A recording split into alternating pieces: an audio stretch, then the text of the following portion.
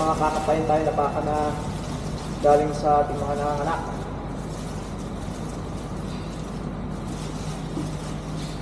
Mga maliliit ang mga suso. So the rest ng mga nanganak natin nasa pinisilin na. Nagkahalo ng colostrum. Sisiguraduhin lang natin na mga buntis. Ka-empty, takal. Kailangan sila makapasok sa platform. Yes, ano ba yan?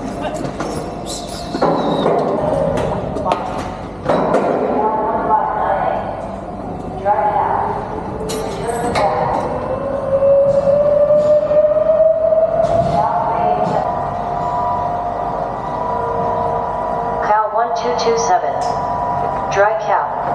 Return to vet. Cow 672. Dry cow. Return to vet. Sama ko pa rin si Edward. So kakapahin natin to mga buntis. Kasi mga maliliit na suso hindi nag-develop. Matatapos na kalbing. Hindi malaman kung mga empty o buntis. 1597.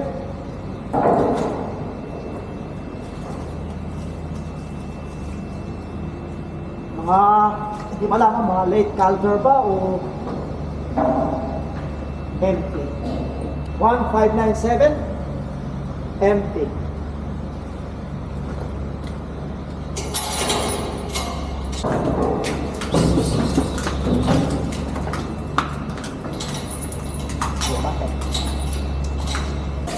Cow 348.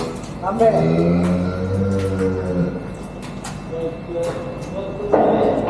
1227 empty.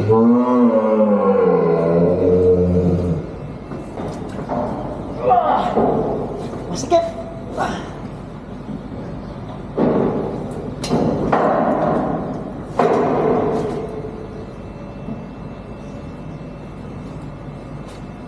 So malalaman mo pagka empty, naka-float yung cervix. Pag di mo makapaang guya, malalaman mo naka-float yung cervix. Hindi man naka-float, pag hinila mo yung cervix pataas, kapag mabigat, ibig sabihin may laman pag di mo makapaguya. So, empty. Dalawang empty.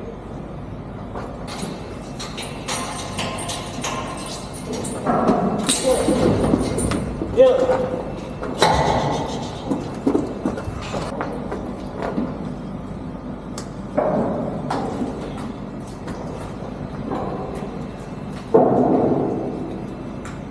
Go. Under. 7. Pregnant.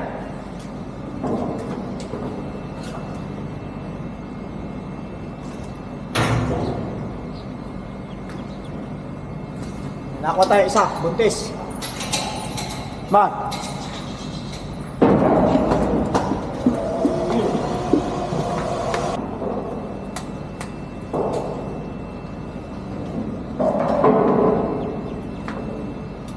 One, 6, 1, 1, pregnant.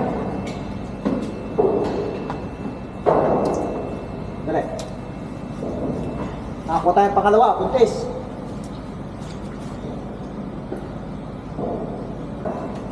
Next. Ha? 348 empty. So pregnant muna.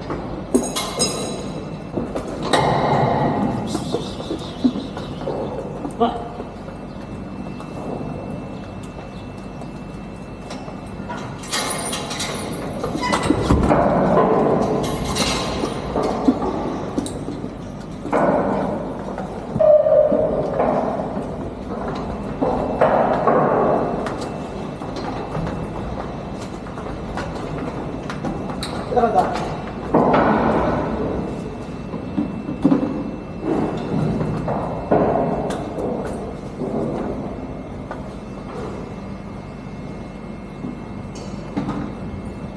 So, 5'8", pregnant.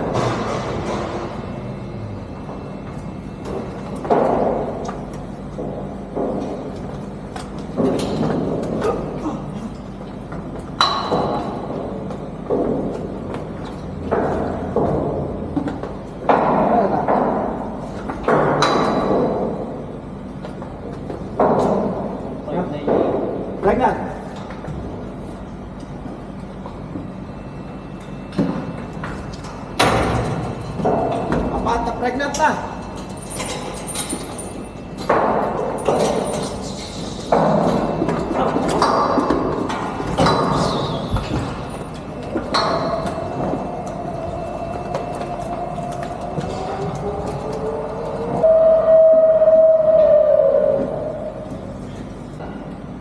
Pregnant.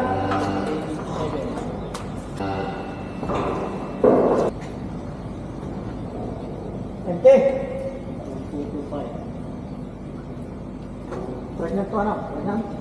Hindi release.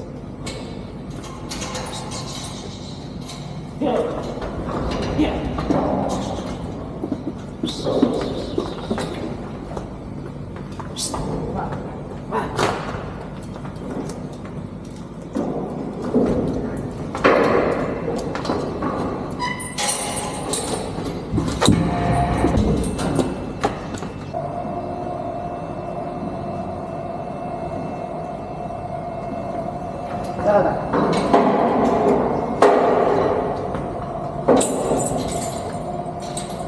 Yung dalawa may pulling mark. So, ibig sabihin, empty na sa yun. Kasi may mark na nasampahan siya. Pregnant.